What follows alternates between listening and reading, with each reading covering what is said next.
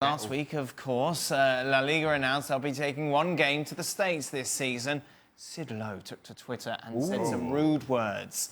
Don't repeat those words now, Sid, but what was it about this announcement that made you so hot under the collar? I think there are very, very many reasons to be worried about this. I think there's obviously a fundamental basic question of principle. I also think then there's the concern about how this will be carried out in practice. Put very simply, because there are loads of different elements to this, put very simply, I think that the Spanish League has demonstrated absolutely no willingness to defend the rights of fans, to try and do things on behalf of fans, even when the league has been played just in Spain.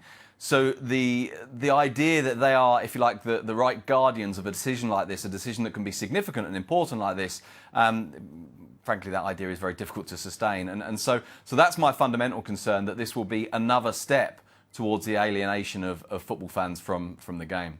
I suppose, big picture, those would argue, Sid, that, look, if you can get a team who can come over here, can make a lot of money, get a following over here, then those fans will see better teams, better quality players.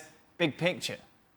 Well, the big picture is obviously that you go into the US, that you open up a market, and that benefits Spanish football as a whole.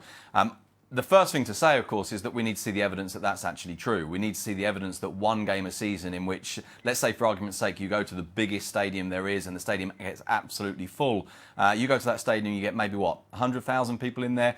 Does 100,000 people watching one game one year after year really make a significant impact? Are those people going, already people who are customers of La Liga, and customer, I'm afraid, is the word in a situation like this? Is it? I mean, we really need to see the evidence that this genuinely makes a difference. And that is, of course, even if you're accepting that the only thing that matters here is that you open up a market, that you open up a bigger revenue stream and you find other ways of doing it. Of course, one of the examples that's held against the Spanish League all the time is the Premier League. They've tried to copy lots of things off the Premier League. The Premier League has enormous reach all around the world. Now, obviously, the US market may well be slightly different, has enormous reach all around the world without going all around the world and taking league games. And all this, of course, is about market and it's about fan responses. But this is before we even start to talk about things like the structural integrity of the league. We start to talk about things like the advantages, unfair or otherwise, that this gives certain clubs. And I think it's very, very problematic. And as I say, beyond the principle, and I genuinely, it's true that in principle, I think that this is